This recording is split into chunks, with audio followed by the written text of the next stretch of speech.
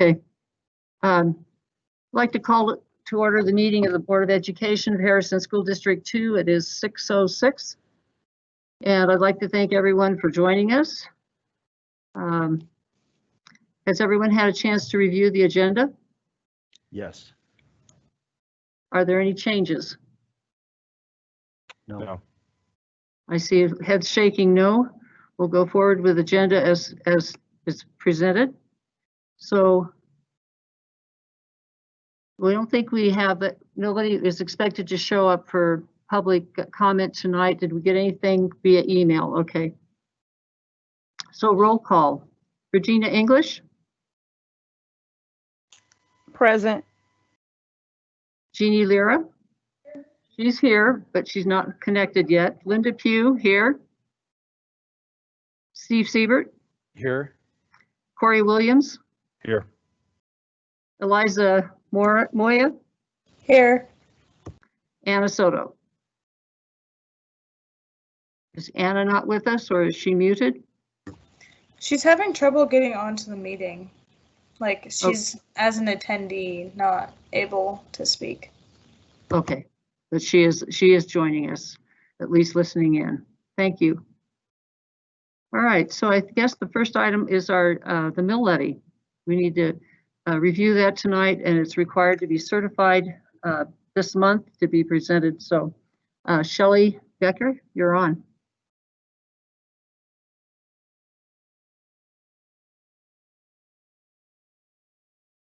Okay, please let me know, can anybody see the screen yet? Yes, it's up. Great, thank you. All right, we're going to go ahead and get started. Thank you. Okay, great. Thank you, everyone. Board of Education. We're here tonight to officially certify the 2020 mill levy for Harrison School District 2. Many of you remember this process last year. We have about 5 or 6 slides to walk through, and please, as always, and Scott is with us as well. We're happy to answer any questions along the way. So just a real quick review. Legal compliance. State law requires each Board of Education to certify to the county commissioners the amount of tax to be levied. And again, this information is based upon the assessed valuation information provided by each local county in late November. And again, just showing a little bit of the time frame. It's really interesting because the time frame is very compressed and tight, and school districts really have probably about this 5 to 10 day window to get the data, to certify it, to have board members adopt a resolution and move forward.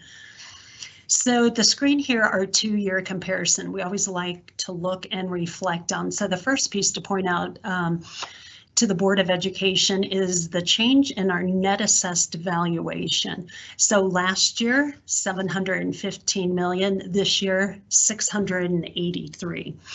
So I think, again, just looking at all the things going on with the economy and different things, that's just an interesting point of note to notice that our AV did go down this year. So with that, we look at, we're certifying, we have our general fund mill levy, and then we have our bond redemption mill levy. So the total programmatic pieces for the board, when we hear conversations, and I know we have and you will, about 27 mills and debrucing, think of that number for us as the 15.72. That's called the total program mill. The next number, 8.4 mills, that's our voter approved overrides. Number of years ago, we had a mill levy override. That's 5.75 million that we are allowed to go out and levy for that. And then abatements, again, that's provided to us from the county. Our bond redemption mill levy, again, as that is paying our general obligation debt, we are levying the amount of the principal and interest debt payment for next year. And again, that does not coincide, but it does all tie together as we remember our RAP debt schedule when we passed our bond back in 2008, and this adheres to all the regulations and compliance with that as well. So the net change last year's a total school district, we levied 47.227. This year, 48.394. So it's a very small incremental change. And here again, just to provide a little pictorial, just that describes the information for us to really see where our general fund has been, looking at our overrides. And then again, from 1819, we know with our bond, that's a result of passing our bond election. Always good to compare, and I would say a lot of conversations are going on with mill levies in general, not as it right now, the timing for all Board of Educations, but the recent past in the election, the repeal of the Gallagher Amendment has also had an impact on certifying mill levies. So with that, lots of conversations going on. We always like to look at what are our peers doing in our area. Again, this is based on 1920 as we're all in the process of certifying for 2021. And it's just a point of note to see what are some of our peers doing in the area. You know, we look at like Fountain, that does not have any bonded debt. You know, may they be having growth? May that be something in the future? Same thing with Falcon. Also, not to go unnoticed, the amount of when you look at D11, their override dollars. We know instead of passing a bond election, they did a mill levy override, and that's why theirs is that much larger. So again, it's just a point of comparison. And with that, in comparing to like-sized districts, these are some of those across the state that we might compare to by size.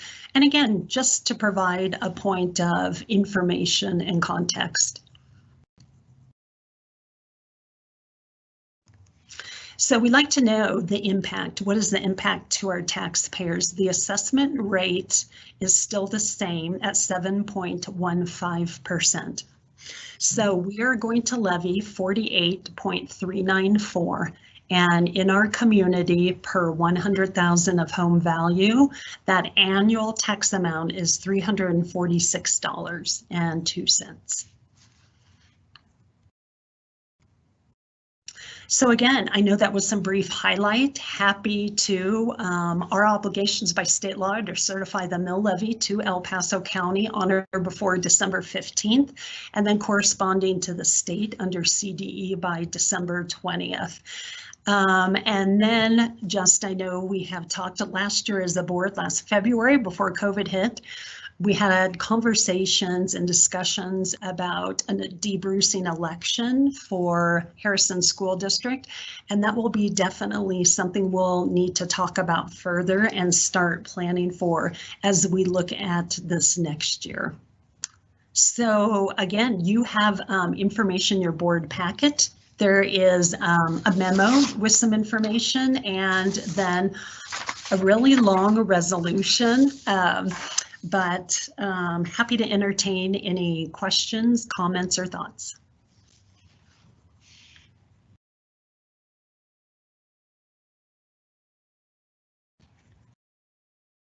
I don't have any. Jeannie, are you up and working now? I think so. Can you guys hear me? I can. Yes, we go. Sorry, guys. That was rough for a minute. I don't have any questions. And Corey said he didn't. Linda said she didn't. And I Steve don't know. doesn't. I don't have any questions. Thank you, Regina. All right. If we don't have any other questions or need anything else from Shelley, I would ask for a motion. I have the motion. I move that the board approve the resolution titled Mill Levy Certification Resolution regarding the need for this board to authorize and certify the Board of County Commissioners of El Paso County to raise the amounts that are specifically identified in the resolution by levies on taxable property within the school district for deposit and use in the district's general fund and the bond redemption fund for the current fiscal year. A second.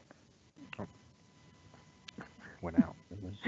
So I have a movement by Mrs. Pugh, seconded by Mrs. English. We're going to do an individual vote. So if I could start with Mrs. Pugh, Aye. Mr. Siebert, Aye.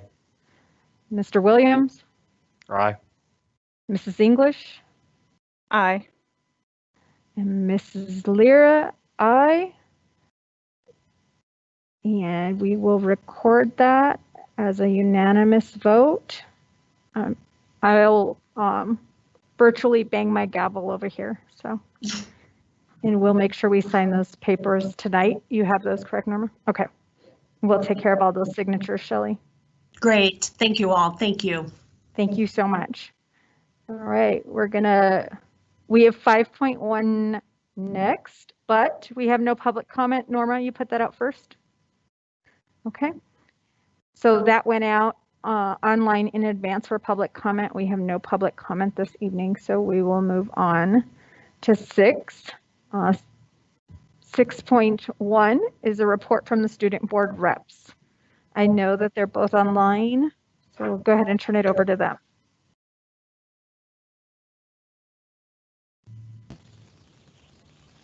Hi, sorry. Anna is having trouble getting into the meeting, but we don't really have anything to report. We were trying really hard to get lots of students' input, but you know, we got shut down and it got cut short, but nothing much to report. I understand having issues. It took me a while to get into. I appreciate that.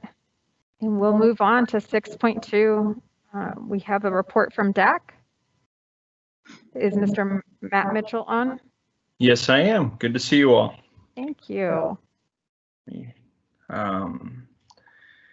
you guys want me to share my screen?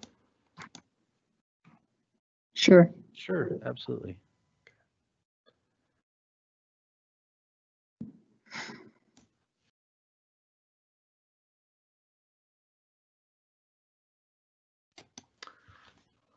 All right, we had a DAC meeting on the 30th of December, or excuse me, that would be next couple weeks, 30th of. And in that DAC meeting, we shared the calendar ideas for next year and shared back and got feedback for the superintendent and the calendar committee for the district. And we reviewed the questions that I shared with you guys at the board work session in October. We had the 2 questions we really left the previous DAC meeting, and we had a snow day on the one in October, so we hadn't met since September. But was what can we do differently for a district to better support students, or excuse me, teachers, and how are we communicating with families? So we took our questions that we'd had the previous week. For example, we talked about how are teachers doing with instruction this semester with the e-learning in-person hybrid, and they broke out into small groups between, again, we had over 20 people in the meeting. They broke out into small groups and discussed pluses and deltas around our strengths and things we need to grow on. And we kind of looked at each of our questions this time. So we had each of our questions, we broke down kind of where our strengths and deltas were, and got good feedback from all the schools. And they were actually analyzing the data that they had reported via Microsoft Teams after they polled more teachers and family members and administrators in their buildings. I think the biggest thing is that we concluded with 3 big questions that we wanted to answer going forward after looking at all that data.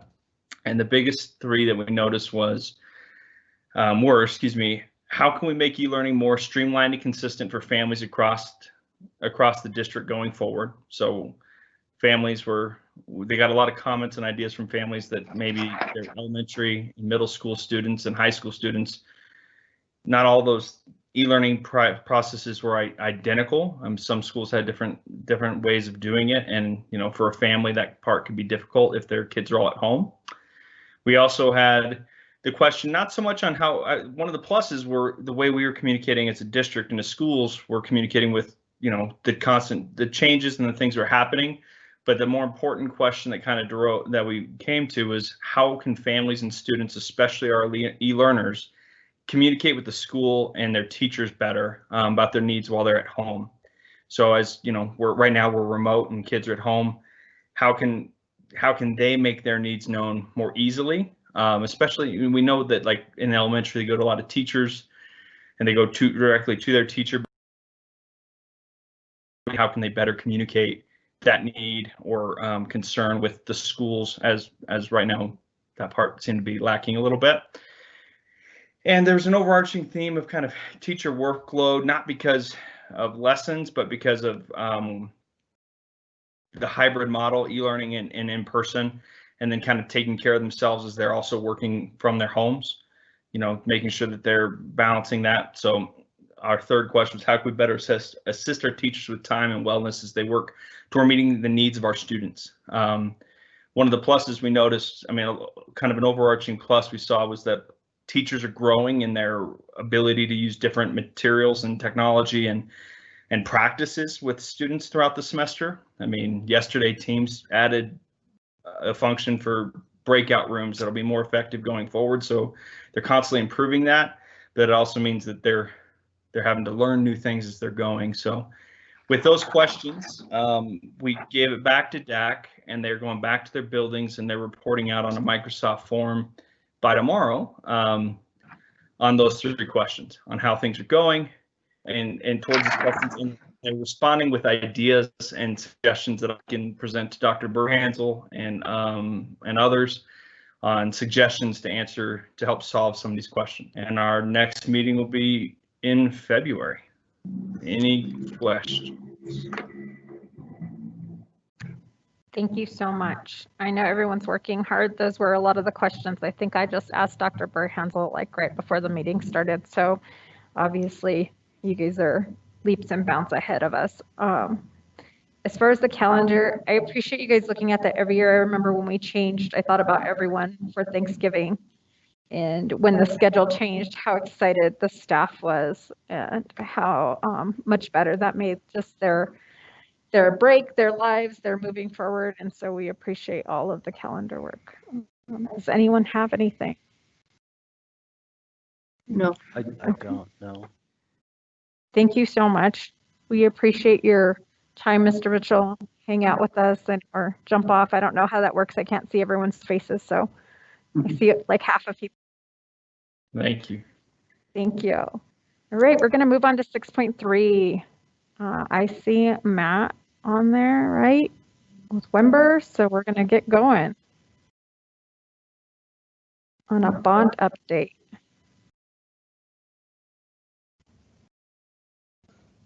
Matt, you're So muted. can everyone see my screen now? Good. It's up. Yeah, okay. So this month's bond update, due to some issues we weren't able to present last month. So this has been a couple months since you've seen this, but let's see here. So financial, all projects to date are still within budget. We've had no major, I wrote this month, but in the past 2 months, really, we've had no major contingency uses in the past 2 months. And I say that from a per project standpoint. District-wise contingency, we had a few new projects come up that I think were projects we thought we'd be doing after the second bond sale that had to move forward. Centennial had a water line break, and after some investigation, we just needed to replace the entire water line. And the administration complex is having issues with the sanitary sewer. That was also scheduled to be done a lot later, that we've just sort of moved that project forward. So from a financial planning, it's fine. We've got the money in the first bond, but they're just projects that due to maybe the quality of where some of those lines were at, we had to move forward. Soaring Eagles, due to the desired size, that budget was increased. Still, again, we have the funds that we need in the first bond sale, and we have the funds overall. But that was a decision sort of made in the last few months that sort of, I think the original program and when it was originally budgeted weren't quite in line, and so those were kind of brought to a meeting. And then to date, or I guess through the end of November, about 32.1% of the total bond has been spent to date. Does it matter? I'm sorry. Does Yeah, it go ahead. matter that no one else can see the PowerPoint? It's not showing up online. I'm following it off of Board Docs. Does it matter that it's not being presented otherwise? That's only my question. I can see it. I have it up.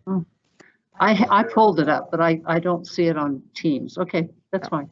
I can No, look it's at on it. Teams, Linda. I can see it. It shows Yeah. live. Really? Yeah, I have it on Teams as well. Well, I don't know.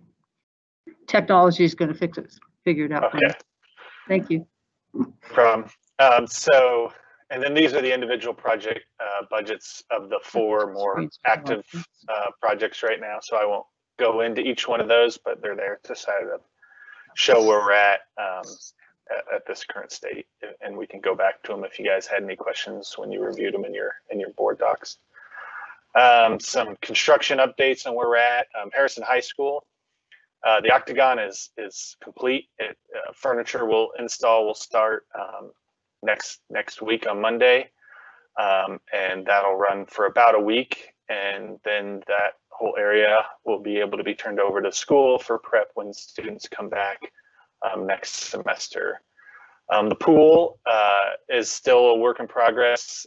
That schedule has stretched a little bit due to one of the subcontractors having some COVID issues, but that pool always was going to finish sort of mid-second semester anyway, and so the planned use by the school was for next fall. So that's probably, if we were going to have a hit, that was where we wanted it to happen. The gym's pretty much complete. We're doing a few minor mechanical things up in the mezzanine, but the gym itself is complete and ready for the spring semester. Carmel, I just frigidly walked that today. So we did our final foundation pour yesterday. So they're stripping the foundations. We have 2 slab pours. The school is kind of broke up into 7 zones from a construction standpoint, how they transition across.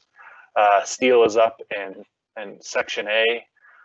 They jumped to section C with steel, and so they're erecting steel in section C right now. And area A actually has framing going up right now. So the framing will be complete in the next few weeks, followed by roofing, and so we'll have the first portion of the school sort of dried in a temporary fashion, hopefully in the next month. Some pictures. Harrison High School. This is obviously of the Learning Commons of what they're calling the Panther Den now, and some details of some shelvings and some windows in that space. It's pretty exciting. This is all that kind of plastic and tan wall you see behind. That's a construction wall just blocking it from the students' hallway. But this is I kind of call it the Tech Cafe. I'm not sure what the actual name to be for it, but it's sort of a space off the hall as you transition into the new Learning Commons. That's got some stand-up bar height places with technology to plug in, and it'll have more lounge furniture around it. So hopefully students will be able to use that. And then this is maybe one of the bigger impacts I've seen is the Harrison High School gym with the floor redone, the new lighting in there, the paint, the mechanical been upgraded. I wish I would have had a better before picture, because it's hard to remember how much the lighting and the polished floor really kind of brings life to the space. It's pretty exciting. I know when Pete walked it, they're excited to use it. And then the pool, again, not as far along. Painting's done, lighting's done, ceiling's done. It's hard to tell in this picture, but they've actually demoed I'm pointing with my finger, no one can see that. Demoed all the gutters along the edge and started to put the new drainage system in. So that's sort of where the work's at right now. And then this is Carmel. This is the old addition, which is now the existing building. So this is where the gym will be. It's all been backfilled up to that point. We're really backfilled all the way up to the very last wing, which kind of, you can't see, but it would be right after the gym, everything to the right in that picture. And this is area A, where the auditorium and some of the community rooms will be when you first come in the building. So that's got the concrete down and the steel. And you can kind of see in the blankets off to the distance here, that's the other slab that was poured. If you drive by today, that area has steel going up now too. So the foundations, like I said, all this at this point now has already been backfilled. And we're really kind of what you see way off in the distance here is the last pours that happened yesterday. They were stripping this morning. So onto some of the ones under design. Oak Creek Elementary School, we've started having our weekly design meetings. We had a schematic design pricing that we were in budget and since have had pushed through design development. Most of this is on the mechanical and sort of the bone portions of the project, but we're having that repriced right now by Nunn Construction. And our furniture kickoff meeting was on the 1st, and we have a meeting tomorrow to go over some of the finishes with the school.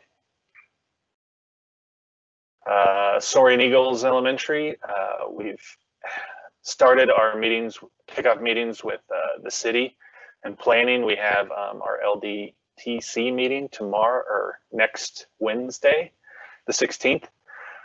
But we've worked through some of the design options and I guess from a program level, making sure we have the correct classrooms, what the sort of special classrooms will be, or the elective classrooms will be with the principal and the district, and really sort of refined the diagrammatic plan to make sure we have that all fit in there and working in the size that works for the school, for the auditorium, the gym, and all the different classrooms.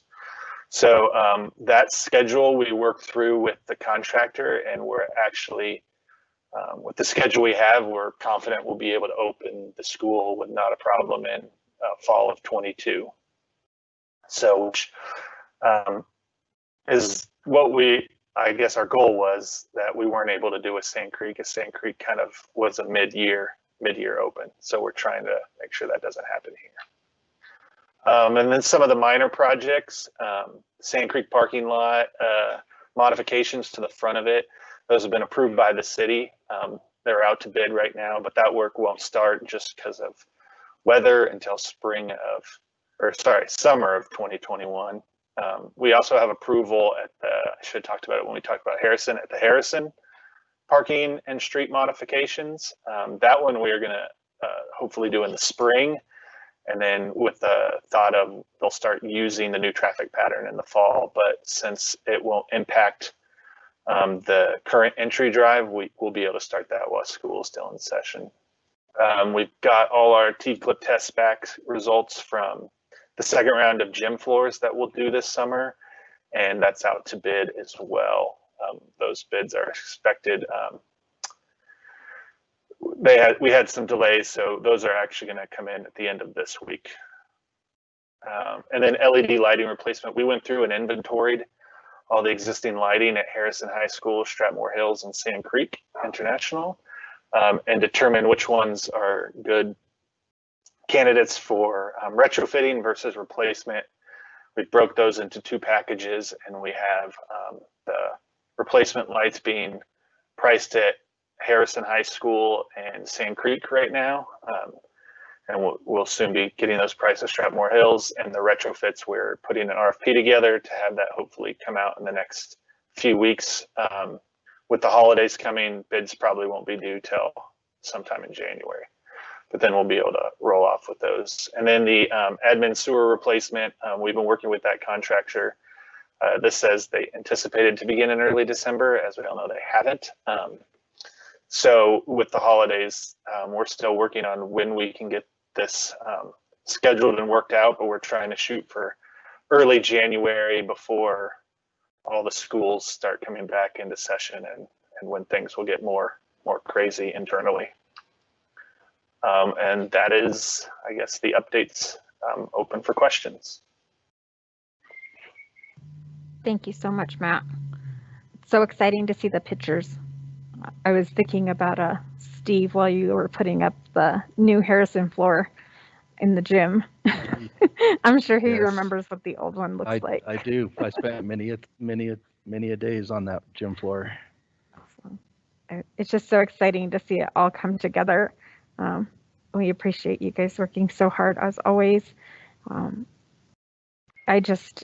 With all that's happening, it's still nice to see that our schools are changing for better and for our students, and it's exciting. I think with COVID, my question would be, does that moving things along or hindering our projects? It's a little of both. I mean, we've been able to, in I guess a way nobody wants to have happen, since students have had to leave, we've been able to jump in and get some head starts on area, but that we have had, not many, but we have had issues with the pool and with a concrete sub at Carmel, where as a company, they had so many positive tests that they sort of had to just stop working for a little bit, quarantine for a couple weeks. And so we've only had 2 subs across all the work across the district that we've had those sort of delays, the pool sub and then a concrete sub at Carmel, but nothing at Carmel. It's not affecting the end date, which is kind of where Bryan Constructions was able to sort of move some orders around on how they do work to make sure we didn't lose any time. And then at the pool, we lost a little time, but luckily they weren't planning on using the pool. So it hasn't hurt us, I don't think, in any way that has stopped any of the spaces opening to the school when they had hoped they'd be opening, and they've allowed us to sort of jump in. I guess the gyms, the Harrison gym's a great example of, or originally that wasn't scheduled to happen until the spring, but when we knew that basketball wasn't happening in the fall, we worked with Al and Pete, and they let us get in there so that they could have it in the spring when now basketball is potentially going to happen. And so that gym got moved completely forward. So this season they'll be playing on the new gym versus next season. That's exciting. I drove by Carmel the other day and saw all the steel up, and I was so excited. I wanted to pull over, but it was late and dark, and I was like, crazy lady, you can't pull over in the middle of the night to stare at a school. So Eliza wanted to say something.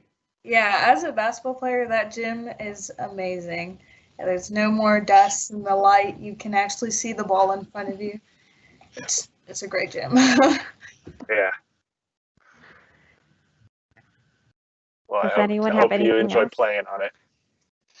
Yeah, I do have a question, Matt. I'm starting to see in almost every one of my projects some pretty significant inflation in my materials to the tune of as much as 30% on some items. I know that a lot of bids are in and a lot of suppliers have locked in prices. Do you anticipate any of that, or have you started to see any issues with that as far as, as we go to sell our second bond, as we're looking out? Yeah, we've seen it a little bit, not to the level of 30%. Luckily at Harrison and Carmel, we're all bought out, so all those prices were agreed upon before any of this hit. So none of that has hit. We were watching it probably most closely at Soaring Eagles and Oak Creek, where we're going to be going out to bid here soon. We brought on some mechanical people to help us. That's where I think our biggest risk is in mechanical equipment, because it's a big portion of the Oak Creek project. So we've actually brought on a sub early to help with pricing and to reach direct out to suppliers and manufacturers. We've seen minor increases, but nothing substantial yet. But yeah, I mean, contingency we are carrying for that reason, but we haven't seen any major escalations yet. Okay, thanks. Thanks, Steve. Those are questions none of us would know to ask. Appreciate it. I don't know that cost goes up or down when you bid things, so. Well, and yeah, when you bid on a normal price, and obviously most of my projects are far closer in than most of the bids on a lot of these, but not across the board, but there are certain areas on certain commodity items that have really spiked in a couple of areas, and I've really had to watch reprice every bid that I do to watch material prices. So, on a $100,000 project, it's a little bit different than a $5 million project. So I just was curious. Yeah, but yeah, and we're really definitely tracking the larger commodities, mechanical, steel, framing, and drywall, the things that would hit us the most if they go up, and we haven't seen them there yet. Good, thanks. That's awesome. Thanks, Eliza, for getting in there. I would have never thought you needed light to see your basketball in front of you, since I don't play basketball and I can't dribble. I don't know what you need to do, so I needed everyone's input tonight. If not, we would have been lost. Thank you so much, Matt. We really appreciate you and your team. Everything's looking great. So if no one has any further questions for Matt, we can let him go have dinner. All right. Thank you. You have a great evening, Matt. Yeah, you guys too. Thank you so much. Thanks, Matt. All right. With that, we're going to move on to 7 superintendent reports. We're at 7-1. Results monitoring, English language. Mr. Bristol, I don't see. Oh, there you are. I see you on there. So Andy, you're up. All right. Good evening, board. Tonight I get to talk to you about our monitoring report, R1 for English language arts. And I'm going to share my screen so I can walk you through some of the points that you need to know.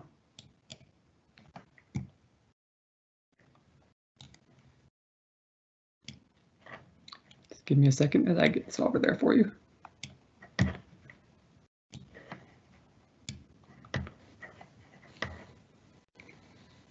Thank you for being patient.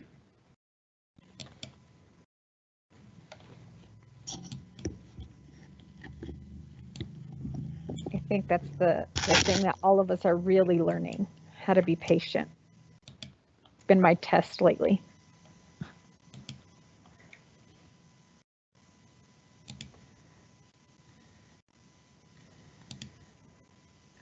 All right, you should be able to see the R1 results monitoring report in front of you now. And I'm going to talk to you about this and also the target setting for our mid-year assessment as well for our 3rd through 8th graders, 3rd through 8th graders for iReady, and then our high school students for their mock SAT assessment.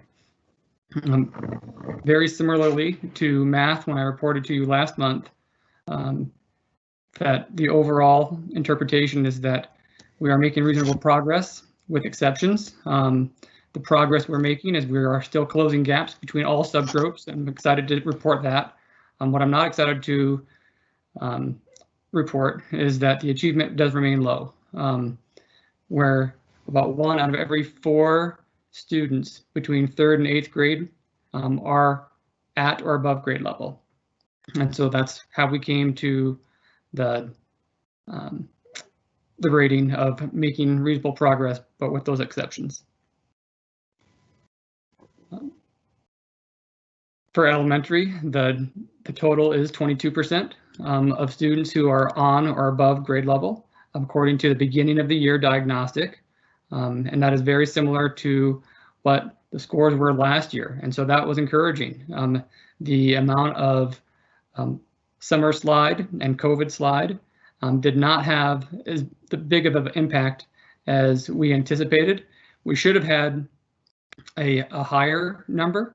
I'll get to that in a little bit, but it is close, within a margin of error from last year. Same thing for middle school.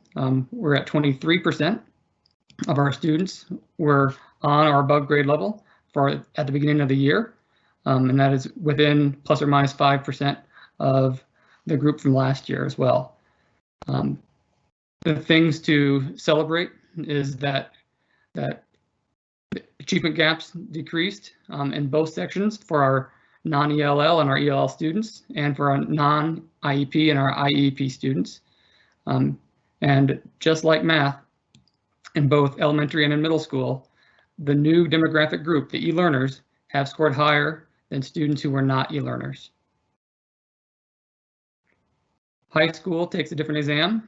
They take a released assessment through the College Board. They call it their mock SAT, and there are some areas of success to share from last year as well, with an increased amount of scores.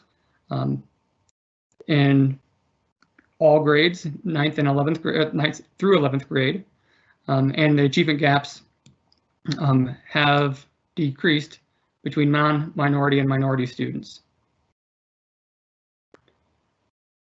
Questions about the overall executive summary before I move into some of the data analysis?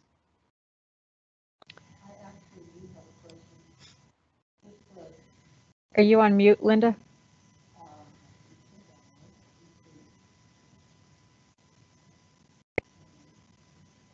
Your So- microphone's. No? Yeah, now Oh, you're there you good. are. There's a little delay, I think. I've noticed that.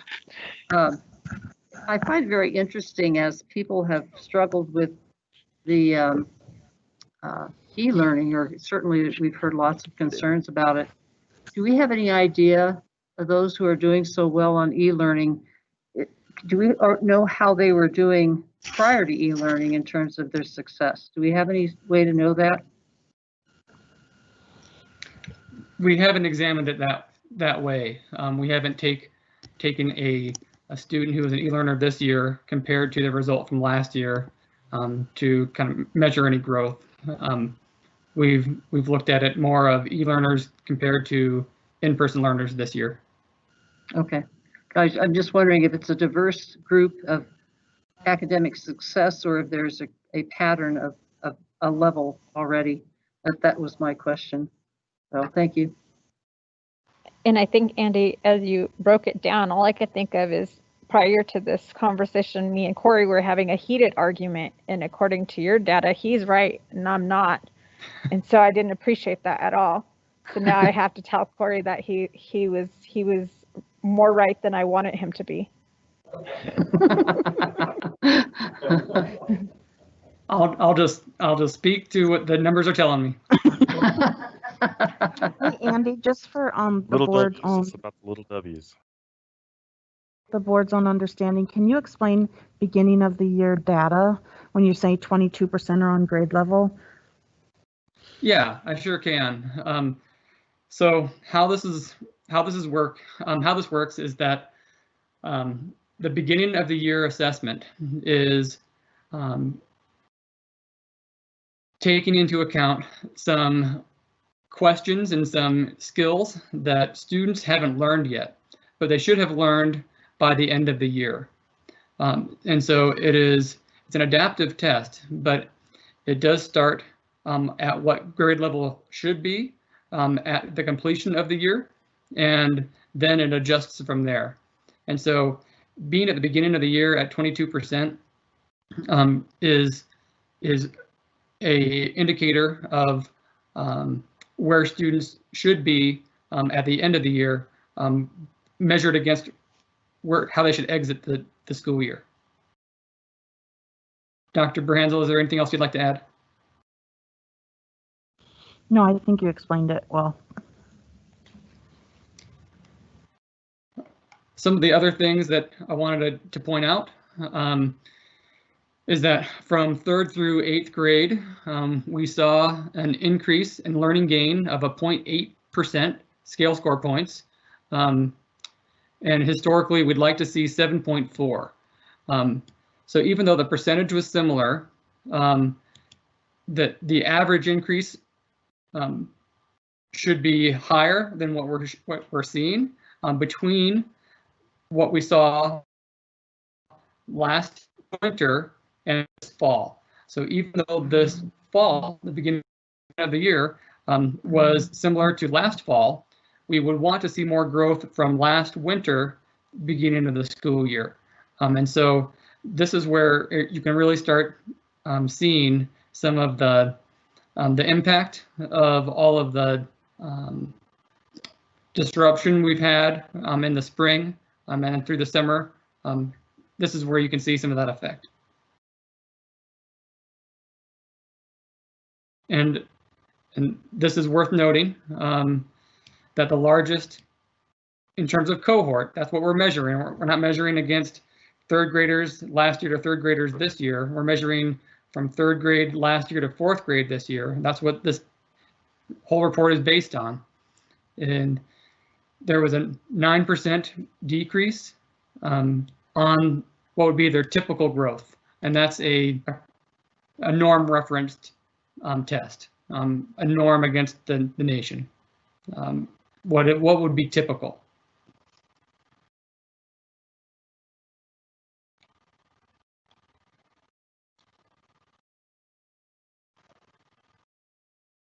Other things to note is that our e-learners have continued to do better than their in-person colleagues, especially for our elementary level. And then also our non-Caucasian students have performed 2 levels below than their actual grade.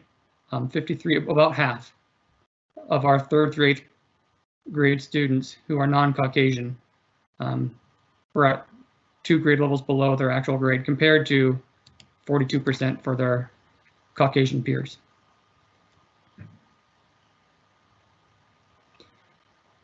For elementary and middle school, the biggest area of opportunity for us to improve is still in reading comprehension of informational text. That has been a trend for a number of years, not just this year. And so that has got the attention of all of our administrators and our central office leadership. And we are developing a literacy action plan to address this. And then for high school, it is very much the same, informational text. Would be the biggest opportunity for growth. So for some of our takeaways and next steps, we can celebrate that we are closing the learning gaps between all of our subgroups of the groups we track, ELL and non-ELL, IEP and non-IEP, males and females, minority and non-minority. Those subgroups, they're closing, and which is a very positive thing. And I think all of the work we're doing with equity is really starting to show results here. And that's, when I speak of equity, I mean access to laptops, access to internet, and those sorts of things. And so I think that is where we're really seeing why I think we're seeing the gap close. Another area of strength is that all of our reading teachers have resources that support them in online instruction. Good first instruction, whether it's online or in person.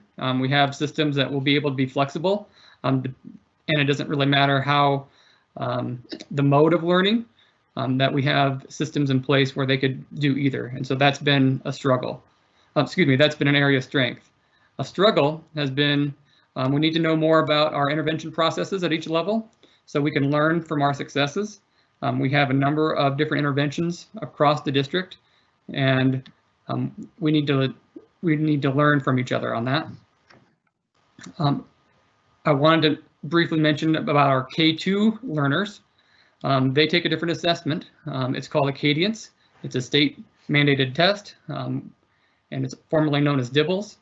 Last year, we had 38% of our students with a significant reading deficiency, but this year that number is 49%. And we have another mid-year check for this group as well. And so this is something we're certainly going to keep an eye on. For our emerging learners, our primary students with a reading deficiency at an early age will have a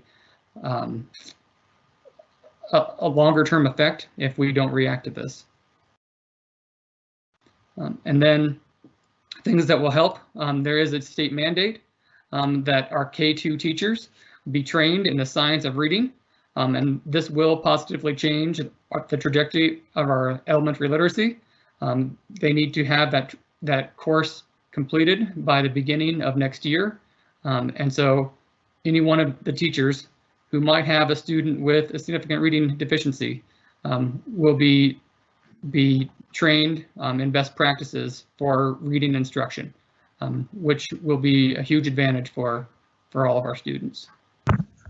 Andy, I just wanted to jump in about reading. That training is really, really good. And I think it's important to know that teaching reading is not a natural process. And so when people graduate from college, They maybe take 1 or 2 classes in teaching reading, but it's really a scientific process behind how to teach reading and how to intervene. And so this will really give our teachers the knowledge and the skill set they need to be able to address these students. And when you look at our increase in SRD students, we can attribute that directly to the March, April, May time off. Because if you think of our kindergarten kids, they were just learning how to blend words and then they were sent home. And so they didn't get that next level of instruction in March, April, and May to be able to put their words together and to become solid readers as kindergartners. So now they're sitting in first grade behind. And I don't see it on Andy's list. He might be speaking of it, but the CIA department is looking at what do we do for our curriculum maps for next semester as well as next year, knowing we have these gaps that have been created by COVID.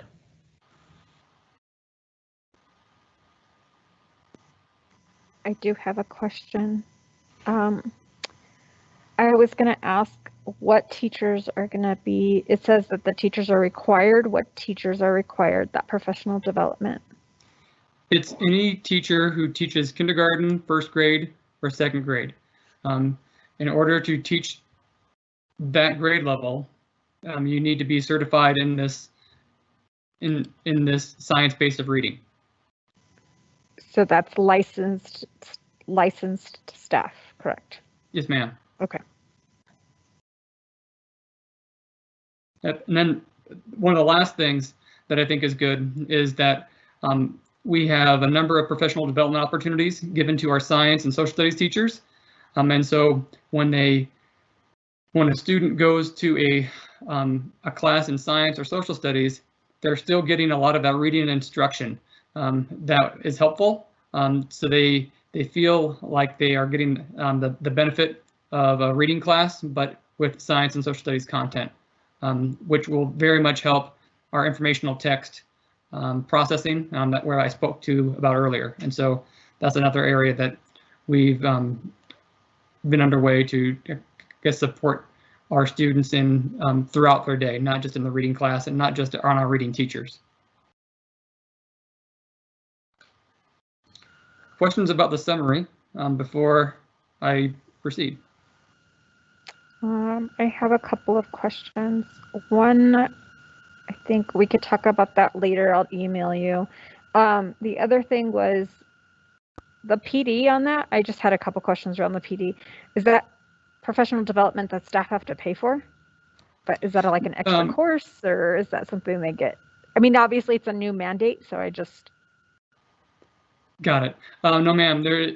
There's some options where you would pay for it if you choose that, but we are providing one of no cost, and we've got a number of study groups together for our teachers. It is free by the state, and I've started it. Dr. Burhansel has finished her course. It is very good, and it is free. And I'm recommending everybody in our department that touches instruction take the course, even though they might be secondary in nature. It's helpful to have that background information. So more than what you asked for, but it is free. No, that's exactly what I was looking for. I appreciate it, because I think sometimes when it comes to PD, there's a lot of reasons why people don't do professional development. I see that it's a mandate, but then I've heard before some of that is financial, and what does that look like? I just hate to try to expect our teachers to improve for our students and for themselves, but not have the tools necessary. And one of the things that Dr. Claudio, who's not mic'd, so I'll speak for him, but he's done is we have PD days built into teachers' calendars, and we've allowed them to work on this PD during that time. And so their focus is really aligned to what they need versus some other PD that they would have to take. And so building in time within their workday even to work on a lot of these skills and a lot of this professional development. That's awesome. And my other thing before you move forward, Andy, is I appreciate the summary. You can tell that as we as a board have nitpicked the things that you bring to us, you've done just an amazing job of really like understanding what we want to see and hear, and be more clear and concise with where you're coming from. And I really appreciate that. You could really tell that you're taking what we as a board have said and giving us a better breakdown. So thank you. Well, thank you. I I have, I guess, a desire to make sure you get the information you need. And I'm very transparent with what we're reporting. And so I want to make sure that you get all the information that you need to make a decision and give us guidance. So you're very welcome, and please keep asking. Does anyone have anything else before he keeps going? Okay. I'm going to allow you to review each of the sections on, let me get to it, on the subgroups. When we get to the monitoring, you have all of these. I've summarized it for you in the executive summary, but what I was referring to is from the middle of the year last year to the beginning of the year this year, we went from a 4% difference between our male and females to a 3% difference. From non-minority to minority, we went from a 17% gap to a 10% gap. From ELL to non-ELL, 26 to 15. And so this is when I say the gaps are closing, this is the quantitative side of what it looks like. I just wanted to make sure you knew that when I made this report, I did not have the 2021 FRL data. That's why it's not included. I can by January, and same thing with e-learners. We don't have data from last year, so that's why they don't have a comparison.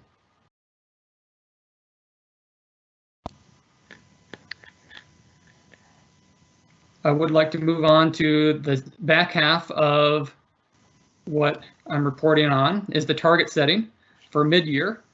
And this was created by looking at results from last year and overlaying those same improvements to what we project would happen this year, or what we intend to have happen this year. And so for our 3rd through 5th graders, that would be an increase of 13%. For our 6th through 8th graders, that'd be an increase of 7%. And then high school is a little different. High school went down last year, but we are inverting that and having a 5-point scale score improvement on the evidence-based reading and writing for SAT. And so that's the target setting that I'll report to you on in January, I believe, on how we're doing on the mid-year check on our goals.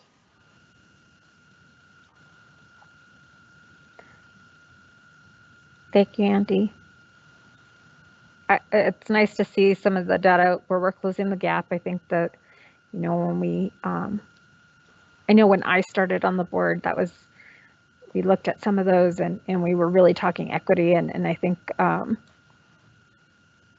as a district, we've really moved forward in the area. And I really appreciate the way you have it laid out for us and broken down. So no one's talking but me. It's kind of becoming a theme. Andy, it was great. Most of the changes were because Jeannie was nitpicking at you, so it's her. That is quite no, all right. Great job, That's Andy. what makes us I better. So you just keep on giving me those good comments. No, I'm sorry. I do pick on you guys.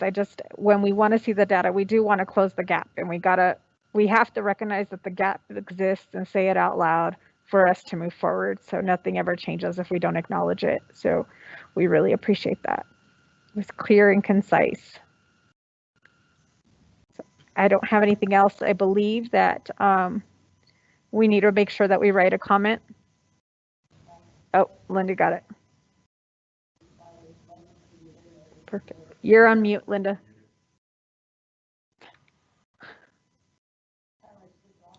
To something else, I think it turns me off.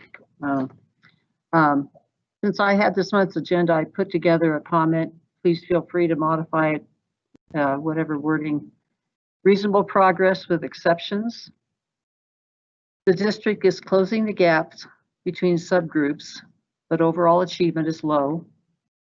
There is a plan to identify effective interventions and provide staff training to increase reading achievement.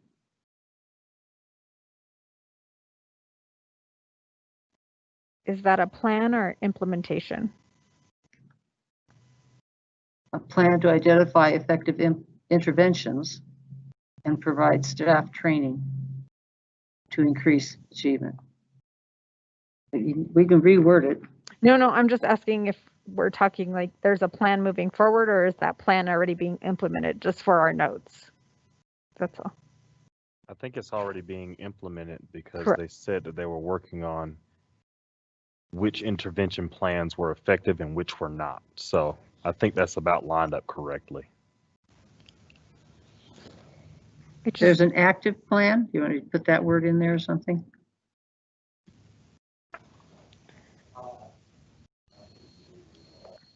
I can't hear you now. I'm sorry.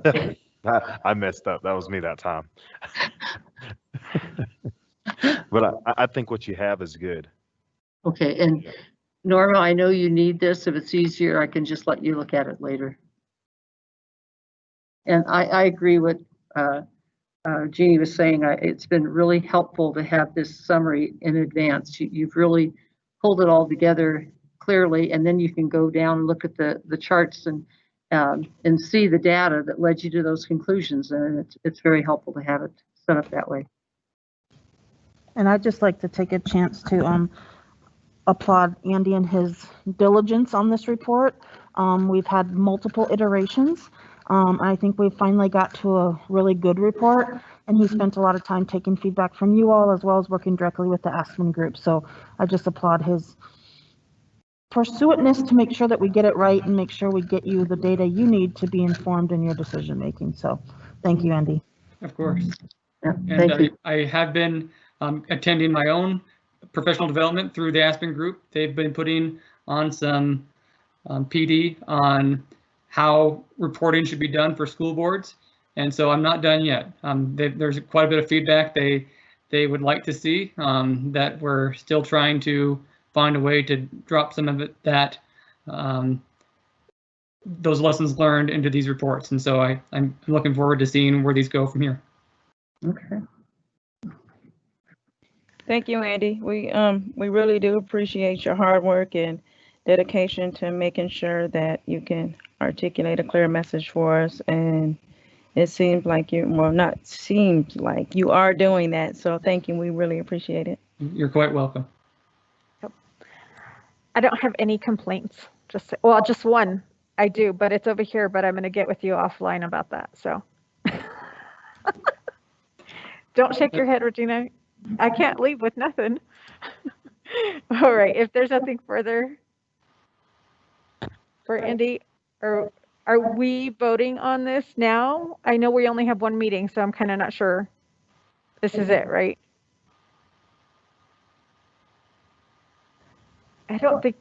We don't usually vote. It's kind of an ongoing. Okay. Yeah. I just wanted to make sure that we didn't need to do anything special. Everything's very confusing anymore. Just add the comment and then it will be. It'll be golden. Okay. Yep. And we already have the comment. All right, Andy, we're all done there. And I will email you what I have on my little sticky note over here. Sounds good. Thank you very much. Thank you. Where was I? Oh, we're at 7.2 OE12. Mr. Yates, are you somewhere on there? Here I am. Yay. How are you all this evening? Good. Thank you for joining us. You're somewhere in the building? No, I am at my house. You have art, the same art behind you as I have behind me. Close. I'm going to share my screen. Do you have the OE12 update with you? Yes. It's in board docs. Okay. I can walk you through this. I made, as I'm listening to Andy, I made a couple of cleanups additionally that I caught that I hadn't caught before, but I also have the old copy and I can work from that as well. Let's work from this, and then the differences are not significant at all. This OE12 update is based on the OE12 report that monitor report we did this summer. This is just an update of the bullets that were not in compliance. And if you remember in August, we reworked both OE 5 and 12 considerably, taking out some of the sub-indicators and rewriting many of the sub-indicators. So there's a little bit of a crosswalk here from the old to the new, but we are just going to address the bullets that were out of compliance and update you on where they are currently. Does that make sense? That was what we asked. Thank you. You're welcome. You are welcome. Okay, so the bullets that were out of compliance were 12.1 bullets 1, 2, and 4, 12.3 bullet 4, and 12.4 bullet 4. For 12.1, bullet 1, the old indicator said, in a survey conducted prior to the end of the school year, and in reality, that survey is conducted toward the beginning of the year, and that survey has already been conducted this year. 85% of students agree, which meant either agree or strongly agree, that their school is safe. And then this next bullet here is the data that was reported last year, and we did not meet compliance because that was 76%, and met threshold is 85%. This year, the indicator reads 80% of students respond positively. They feel safe in the hallways, locker rooms, bathrooms, classrooms, and on school grounds in a survey conducted prior to the end of the school year.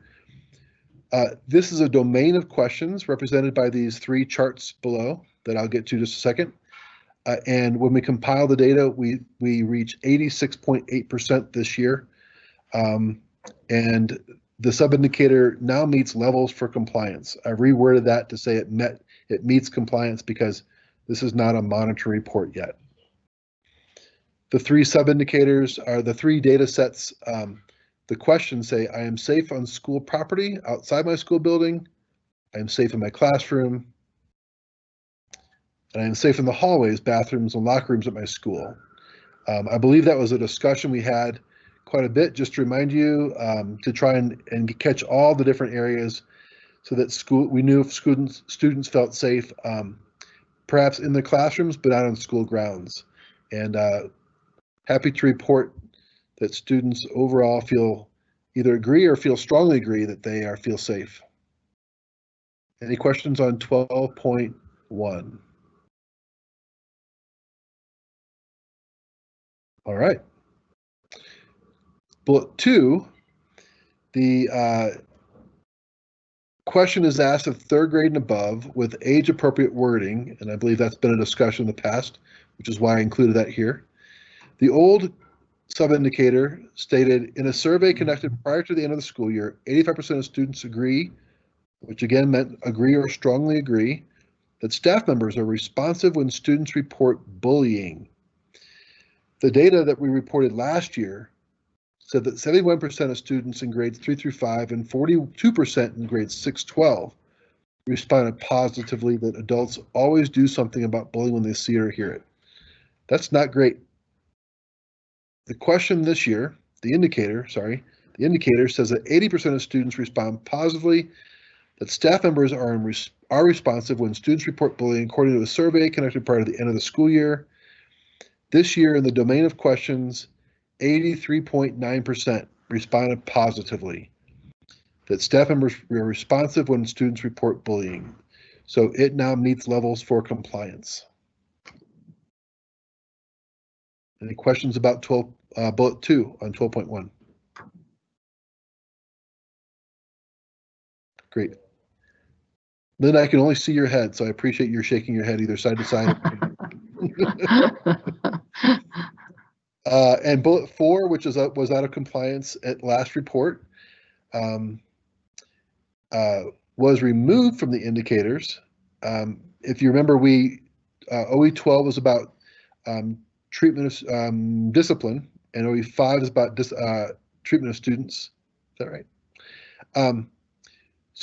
But I stated here that in the previous data, you could see how we're talking about reducing the suspensions and the referrals by 3%. And we had a number here that I thought was pretty significant. The 6,546 referrals, which was an increase last year of almost 8%. and I just wanted to include this, that as a note of interest, the entire district, all 20 of our schools, has a total of less than 200 referrals this year, most of them very minor, and 0 recommendations for expulsion. Not just 0 expulsions, but 0 recommendations for expulsion. Discipline this year has not been an issue at all. I thought you'd like to see that. Thank you. 12.3, bullet 4 was also out of compliance at the last report. The statement that we measure used to say 100% of students have received the district expectations outlined in the code of conduct. And we reported that though we had a process, we could not say that it was 100% distributed to students. For the 2021 school year, the indicator was worded the same to say that 100% of students have received the district expectations outlined in the code of conduct. We consider this now meeting the standard for compliance, and in the bullets here below are examples of how each school has distributed the code of conduct to the students at their school. And I can also add that there are plans for next year for a unified way directed by the district student support office on how to distribute this to all students. So it's uniform, which is even better than a list of examples of how we've done it this year. Any questions on 12.3 bullet 4? Fabulous. I don't know that it's a question. It just, is this just the update piece that we're still looking at? Or is that the changes that you made? This is all update. Okay. Go ahead. Thank you. Yep. 12.4, and at the top we said that bullet 4 was out of compliance. We really reworked 12.4. So bullet 4, which was out of compliance, is now bullet 1 in the new OE 12. So that's why it reads 12.1 here.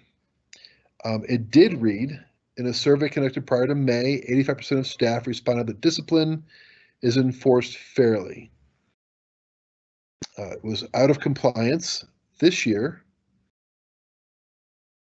It reads, 80% of staff responded that discipline is enforced fairly in a survey conducted prior to May.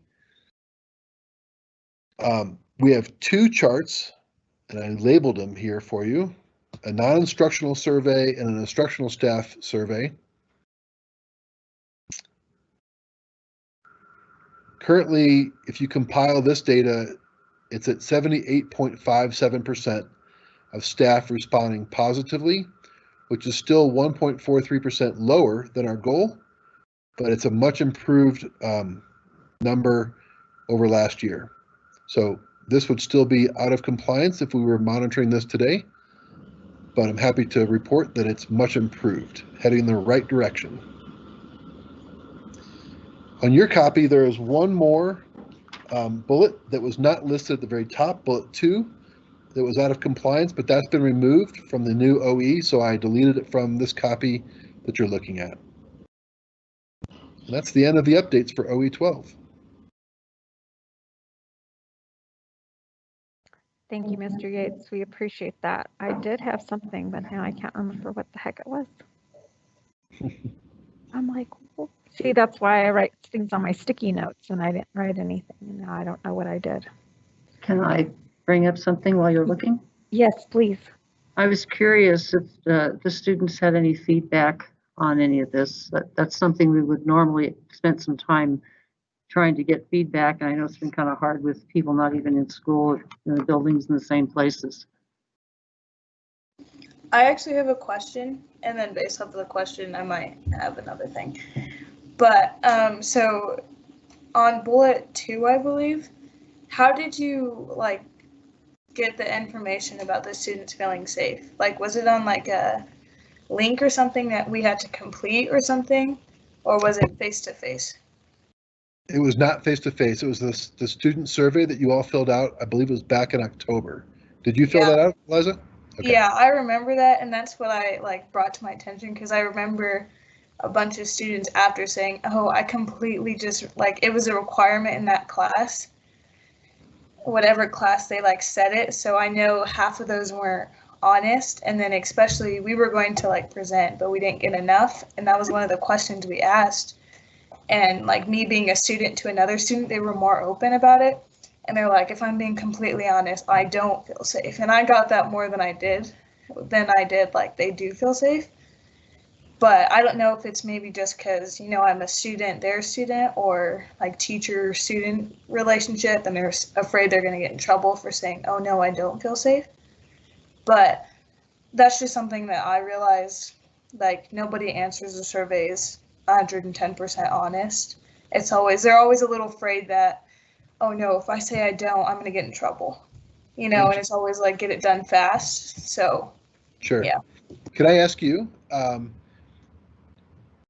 you knew that survey was anonymous, correct?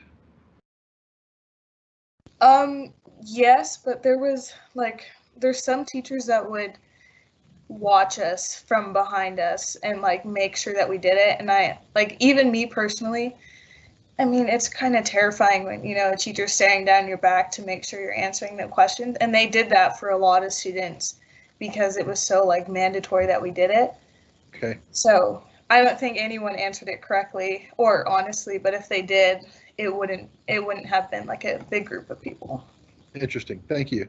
And can I ask you, you saw there were 3 questions. One was feeling safe in the bathrooms and hallways. One was feeling safe in the classrooms. Was there a particular place that you yourself, and this is just you, not a survey, that you feel less safe than other places? For me personally, just like the hallways, like, you know, the big thing for me was I don't know all of these people, and we're all just in a hallway stuck together at any time, and any person, male or female, could touch me, and I could, you know, and it's not like I can see them. Or even in the bathrooms, you know, now it's girls like girls too. So it's a little like anything can happen in the bathroom. Teachers aren't there all the time. And even in the hallways, like, yes, there's cameras, but half of them are fake. And the students know that too. So there's like designated places that groups of people go. And, you know, it's just like a little scary that like, oh my goodness, this senior is walking with this freshman and they're going over here. So just like scary in that way, but in the classrooms in general, you know, like, yes, that teacher's protecting me, but we live in 2020 in a world that, you know, anyone can have anything. So it's just like, I mean, I don't think it's the teachers or principal's fault. It's just, you know, the world we live in. So. Gotcha. Thank you for sharing, Liza. Appreciate that. I was just curious, is there a better way to get the information? I don't know if Eliza has a thought on that. We were actually going to present on it, but we wanted to get both feedback from Harrison and Sierra. But because we shut down, we were only able to get Harrison. Okay. But from what I did get from Harrison, a lot of the girls felt like less safer than the guys did. But the guys were like, oh, to like quote one kid, he specifically said, anyone can have anything. And it's not like, you know, they go through our bags or certain things, or even like walking out the bathroom and there's like a smoke session going on, you know, it's like you feel unsafe, but all the teachers know it's happening and nobody's like willing to say anything or do anything about it. So like we all know it's there. We're just, you know, pretending it's not happening. I think we can also do some education of, for example, how many weapons have been in a school? How many drugs have we confiscated? I mean, I think because my concern is we don't want to live in a fearful society. I mean, the things that are being mentioned could happen when I go to Safeway, you know, and so how do we make sure our students feel safe and get the right results? So we can definitely do some more focus groups with some students, with Eliza and Anna helping us with that. Yeah. You know what else? I know that you're at Harrison, right, Eliza? Yeah, I am. Yeah, and there's a class that's really focused on improving the culture of the school, peer mediation, student leadership, and I think it I would go to that class, or the teacher or someone in that class. Do you know anyone in there? Yeah, I actually went to help get like this stuff, but it's kind of just like, I don't want to be mean, but it's kind of just like a joke. Like nobody's taking it seriously. It's more of just like, oh, my friend's in this class, let's go to this class. Every once in a while they'll take surveys, but you know, it's nothing like serious that they're doing. Okay. But if we were like, once a lot of students realized that I was like surveying, a lot of them reached out and they're like, well, I actually have a better answer to mine than before. But knowing that I was like a student and I wasn't going to like, you know, use names unless it was, you know, they're heard or something, they were more open about it and more willing to say like, oh, I don't feel safe in this bathroom right here for this reason, you know? Yep. This is why we have student reps on the board. Love it. Thank you so much, Eliza. Yeah, thank you. I think also having a class that's designed for that, you have, we can utilize those individuals in a better way. You know, and sometimes when we're not utilizing a class well, it's because they haven't been given a task. And so it's a great time to say, we're tasked with X, Y, and Z. So I think all people do better when there's an expectation set forth and a goal to complete something. So. Well, that's a brand new class, and they're building a foundation, and I think they're designed to take on a bunch of those topics and those issues. Thank you so much. Remind me, I missed what that class was called.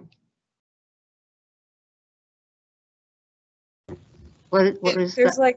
There's like lots of different ones. There's like it's in general it's leadership, but I know Mr. Vargas is working on another one, and I don't remember the name, I'm sorry, but there's like one big one, but there's going to be like little ones off of it. Yeah. It's a student leadership class, and they're focused on peer mediation, restorative practices, and a couple other things. And they, I think they just got certified in restorative practices and got certificates for their training in that.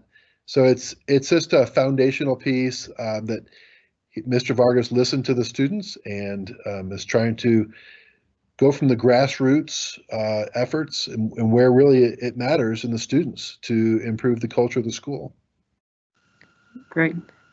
And restorative justice does a great job once you learn how to implement it well. So I look forward to seeing them implement that in a more meaningful way as they get used to how that works. I did have a question about, I think it was referrals and suspensions or discipline in general, student survey conducted prior for discipline. Is there a reason? Obviously, we're not in school as much or not as many students are there. Can we put our finger on anything that's leading to the change in the discipline or what's needed or disruptions? I wish we really knew, but we actually had this discussion at our Superintendent Advisory Council approximately a month ago, and we think that just because of masks and social distancing and really concern about other things, it puts a damper on horseplay and other mischief. That's about it. Is that a good summary, Dr. Burhansel, you think? Or Eliza, what do you think? You're a student in the school. Yeah, I think that's pretty accurate. I thought there was always a no touching rule. It was just never enforced. Is that what it is? Well, so. Fear of a disease is probably a much greater. I promise you, even when we went back, there was still those kids that would be like making out in the corner, and you're like, we're in the middle of a pandemic here. We're supposed to have masks on. Like, no, I promise you, it's not like that at all. Well, I feel that way. I saw people on TV from an old show and I thought, hey, they're not wearing masks. And I said, oh, they're not supposed to be wearing masks. I think I'm all not okay anymore. I just wanted to say something real quick. You know, just listening to the things that Liza was saying and, you know, just to share a little bit, interject a little bit about the class. And I get that it's a start and listening to the students and it's trying to get the foundation set.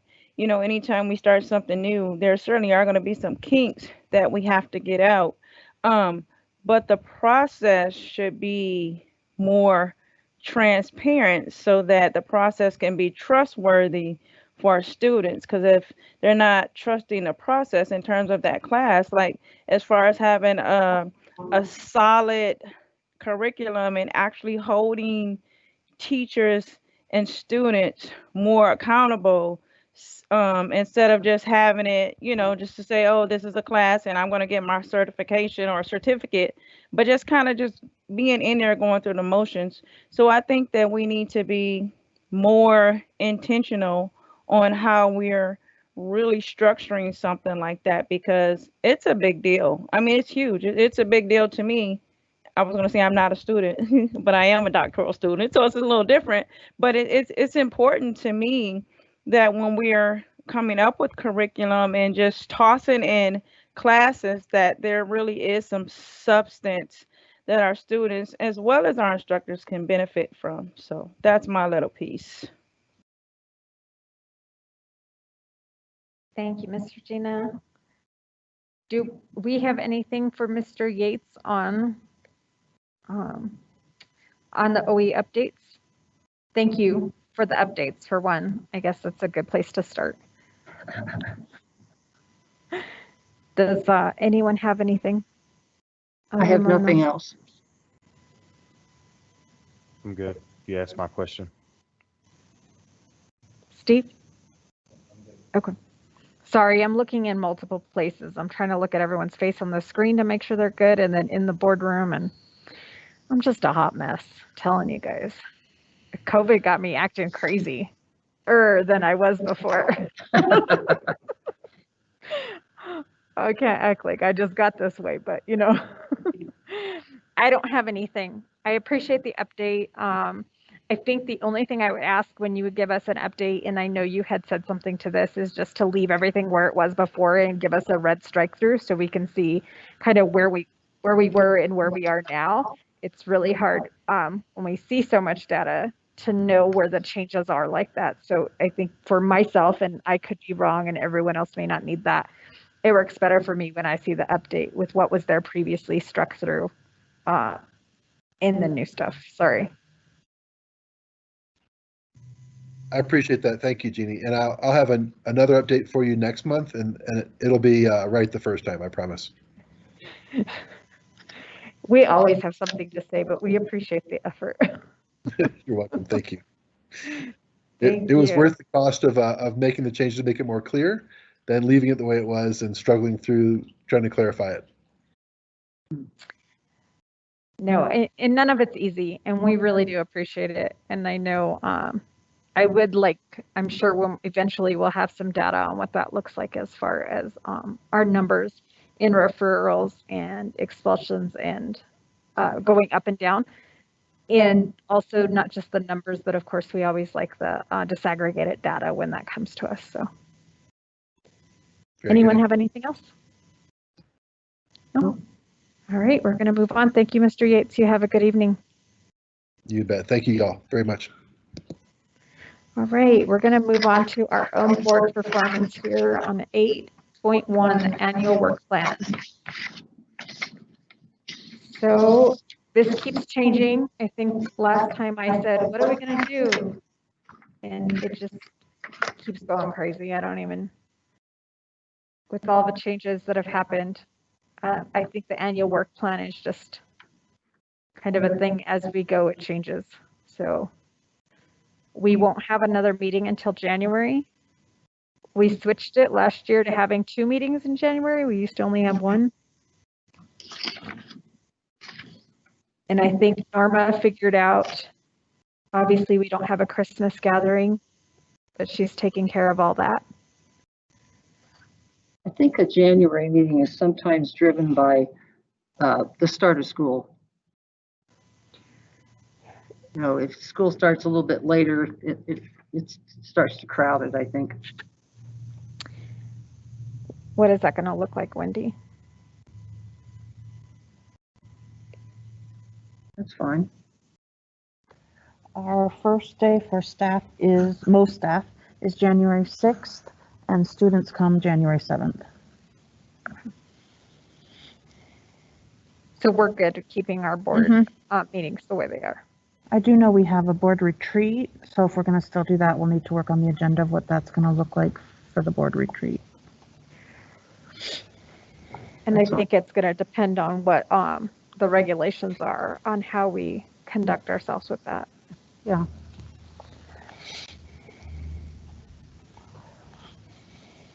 So do we want, we had some conversation in November about GC2E. Do we want to have a continuing conversation at the work session in January? We need to add that to the annual plan.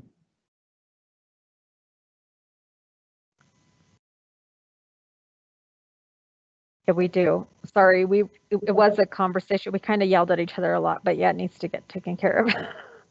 I still love you though. Yeah, it didn't change anything. So I think Corey has the January agendas, right? Mm-hmm.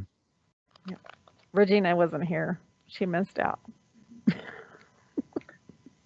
Yeah, if I put the wording together on I refined the wording of GC2E when we changed it however many months ago. So I'll be glad to help in any way I can with that. Yeah, I appreciate that. And we may not know what we need to change until we have the conversation, so. Correct. We do have some bullet points on that for sure to take care of, though. I think one was the capstone project. The other thing was GPA and what that looks like as we move forward. So those were our two main bullet points that I think we needed to discuss.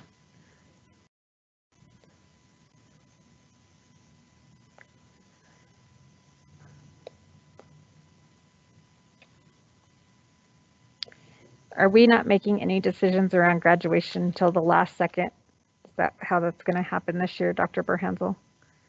I'm only asking because I received an update from the college that they've went 100% online already for the graduation, which is different because there's hundreds and hundreds of people, so thousands. We are hoping we can still have one outdoors. Oh, I liked the one last year. Outside was nice. It didn't hail or anything. I know, and it's going to be May versus July, so it won't be the hotness that Sierra had in that morning in August, or that July morning was hot for Sierra. Yeah, but it was cold in the afternoon for Harrison. It was. It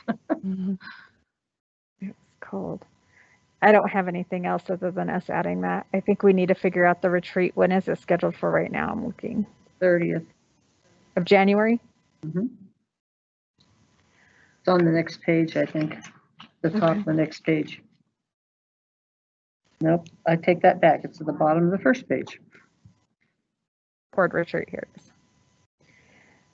We probably need to make a decision on that like now. I don't know that we're mid-December. Not a whole lot has changed. Do we foresee the governor changing anything in the next 45 days-ish that is going to allow us to all sit in the boardroom all day together?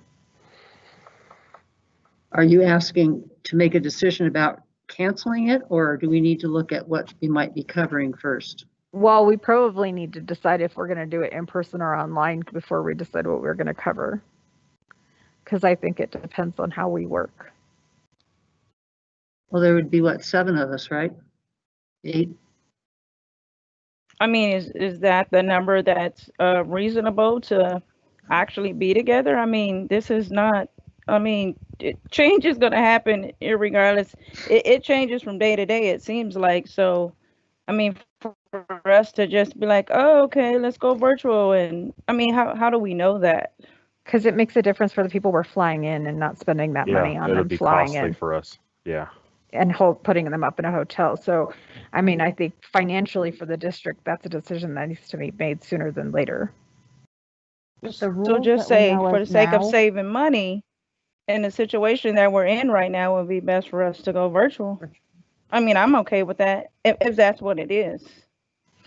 Right. I'm just saying, like, we would hate for Linda, and Randy to buy tickets and set up hotels and do things of that nature. And then us say, oh, sorry, we're not going to even get to meet in person.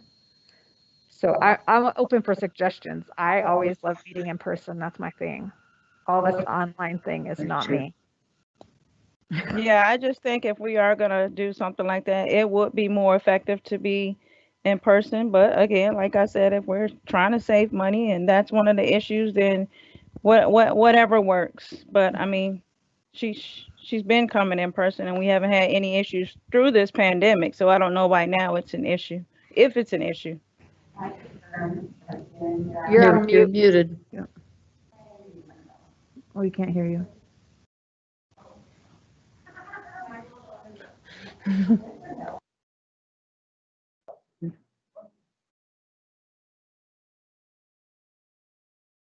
Who's talking? I can't hear. Norma's It's trying Norma. to. Her microphone is being funky. I'm like, who is talking? I mean, but do you guys agree a She's retreat not. is effective, Norma more is effective still. than You're person? still.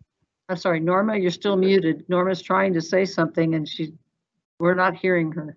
I'm sorry, Regina. I didn't mean to interrupt.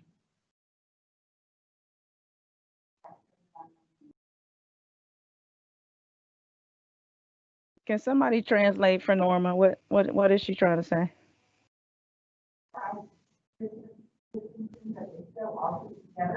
Oh, because last time she set us all apart and then Linda came in and moved everything and unsocial distanced us.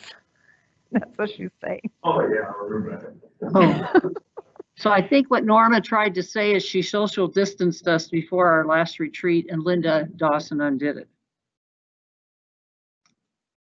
And that means That means what she doesn't right want now? her in here messing up our 6 feet apart.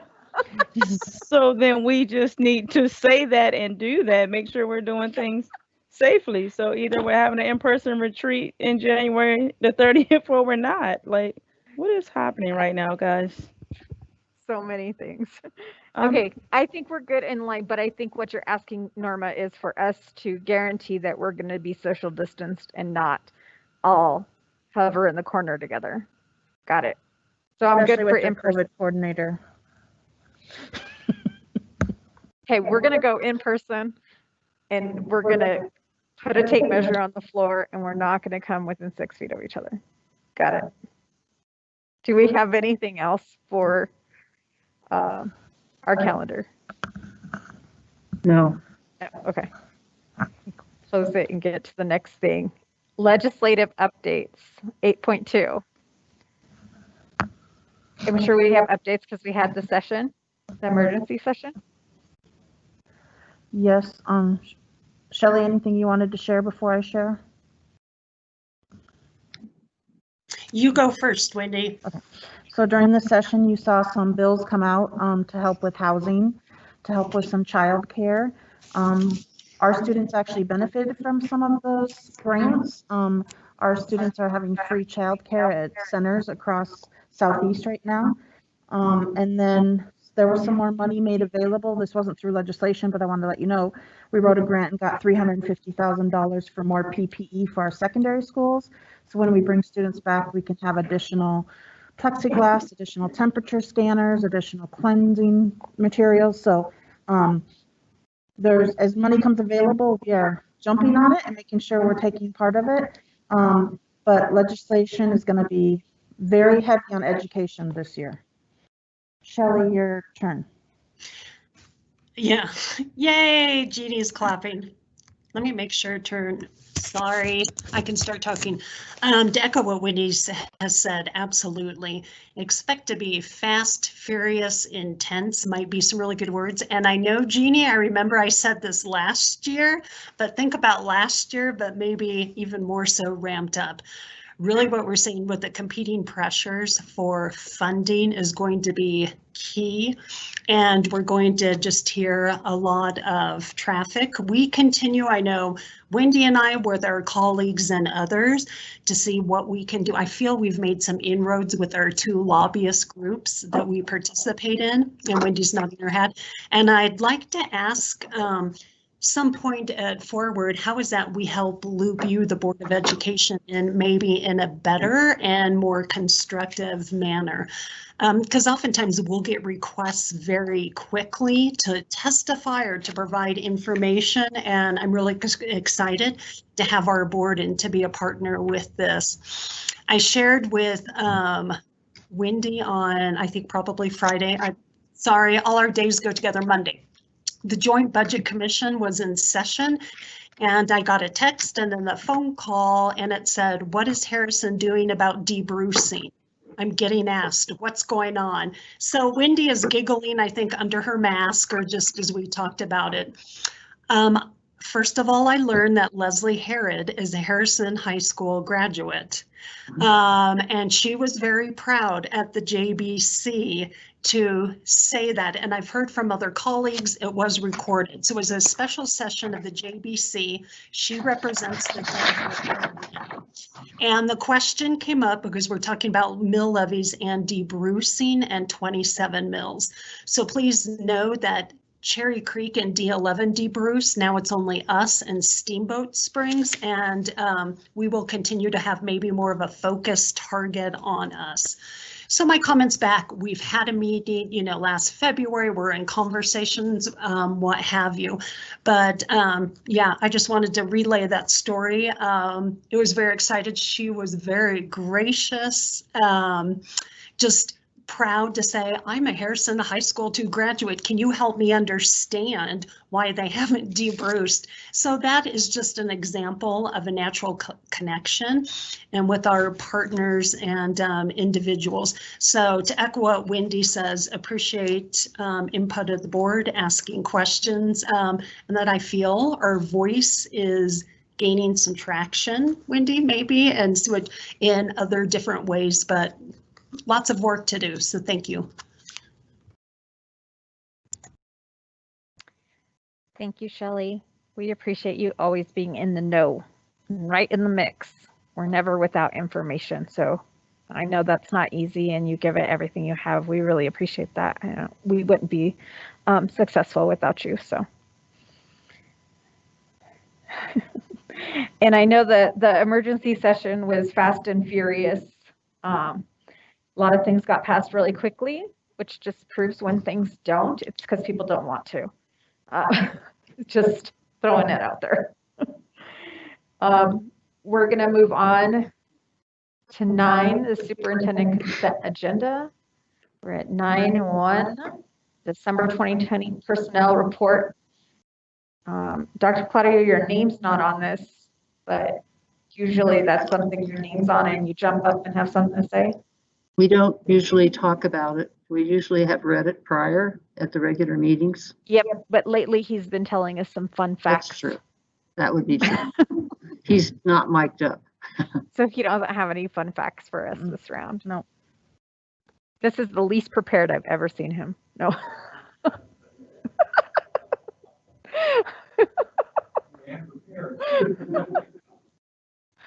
Sorry, I just had to give you a hard time. We don't have anything around personnel. Nobody had any questions and everyone reviewed it. Yes. Okay. October financial statement. Reviewed that too. We reviewed that too. And then that's it. We're at 9.3. I would need a motion. I move to approve the superintendent consent agenda items as stated.